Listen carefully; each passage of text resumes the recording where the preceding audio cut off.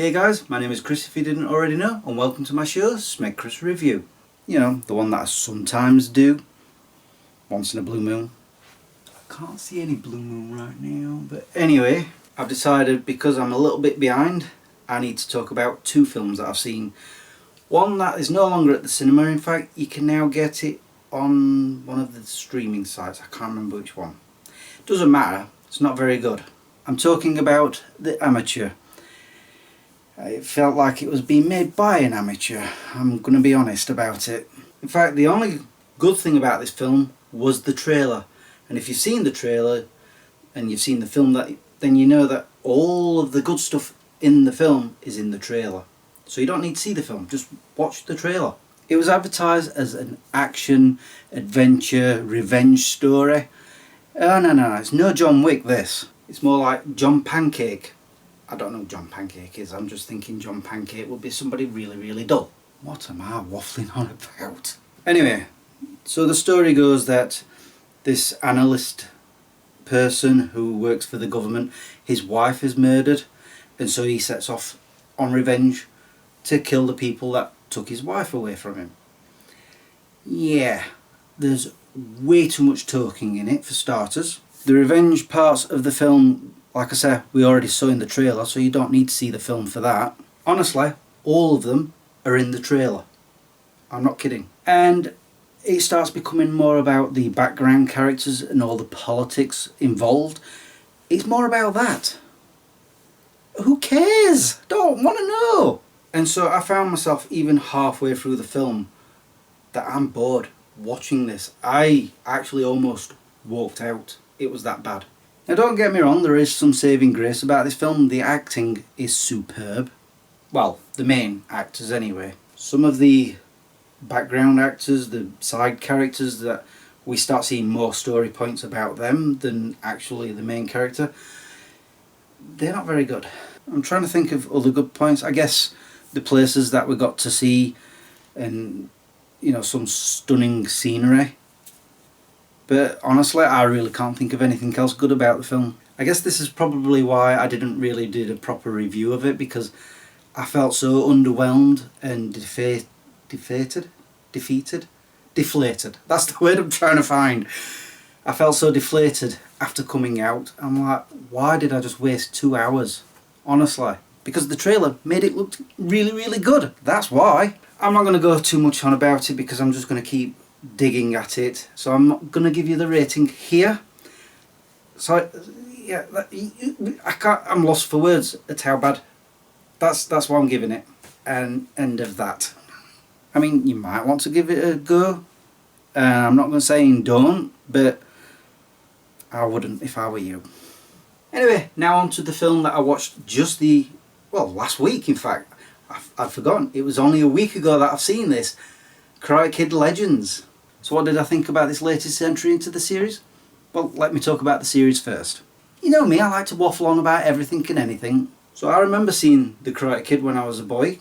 I was 9 years old when that came out. I got to see it on VHS video. I actually really do like the second one. It's probably on par with the first one for me. And I do like The Karate Kid Part 3. It's not great, but it's not bad either. And as for the next Karate Kid, I'm one of those few people who actually do sort of like it. I don't think it's brilliant, but I did enjoy it. And then they did the remake with Jackie Chan and what's Will Smith's son's name again? Hold that thought. Sorry, I just had to look it up. Jaden Smith. Why did I forget that? The thing with the remake version, I never watched it. I refused because it's a remake. However, they announced Karate Kid Legends and that they were going to put the characters together. I was like, I need to watch it. And the thing is, I did get to watch it and I actually enjoyed it. I was surprised. Pretty much the same story as the original movie, but it was pretty good, and I like Jackie Chan, so that was a bonus. And then of course there's Cobra Kai, which I've so far only watched the first 2 seasons of. I've been trying to get a hold of the DVDs of the rest of the seasons. I'll get there eventually. And of course, now we had Karate Kid Legends. So what did I think of it? Well, it was pretty much the same as the others. Although when we did see Ralph Macchio's character, is that how you say his name? Macchio? Anyway, he and Jackie Chan on the screen together, I felt elevated all of a sudden, like, oh, this is actually the Legends part of the title, the meeting of these two.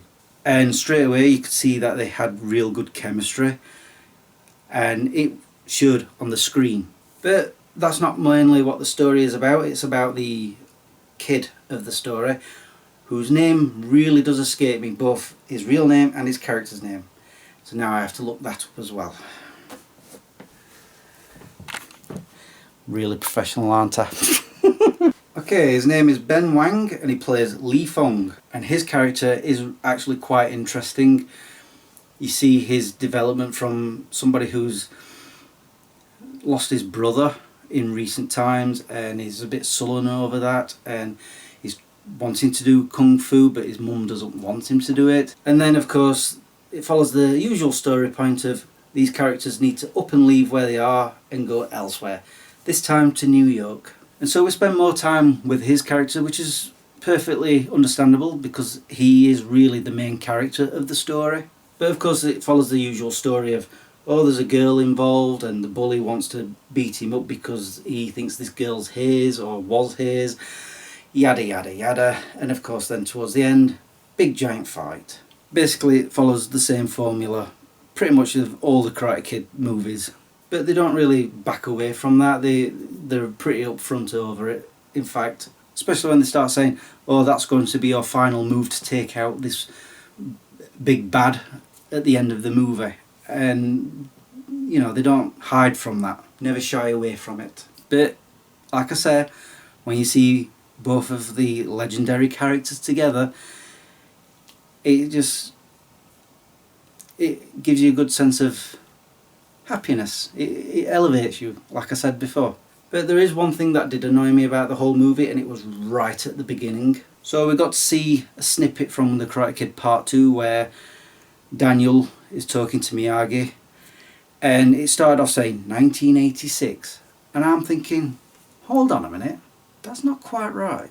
Because if I'm not mistaken, wasn't the first 3 films set over the course of a year?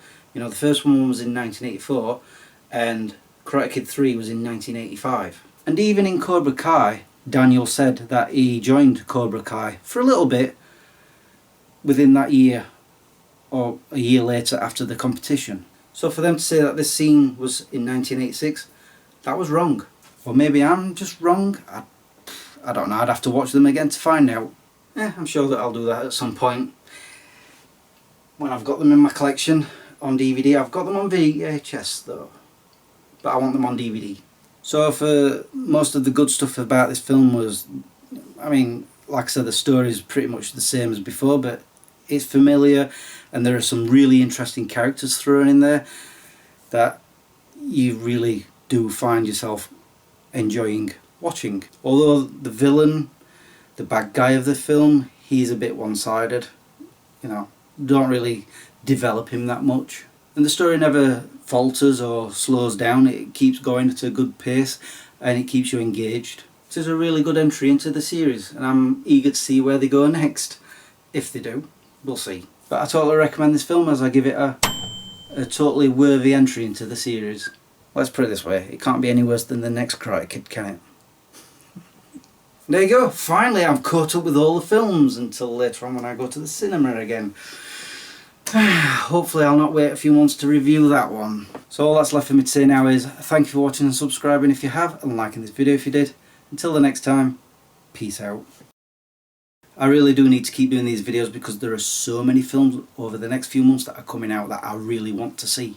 Obviously Superman, the new Fantastic Four, 28 years later, that's what I'm planning on seeing later. Another one I'm excited for is the new Predator film, The Naked Gun with Liam Neeson. I really can't wait for that one. Oh, and I almost forgot, Jurassic World Rebirth. I Know What You Did Last Summer. You know, that's a sequel we've been waiting a long time for. And no, I don't count that third one that went straight to video. I don't even remember what that one was called. Was it I Still Know What You Still Did Last Summer, like that time ago, Once Upon a Time? I think that's the title.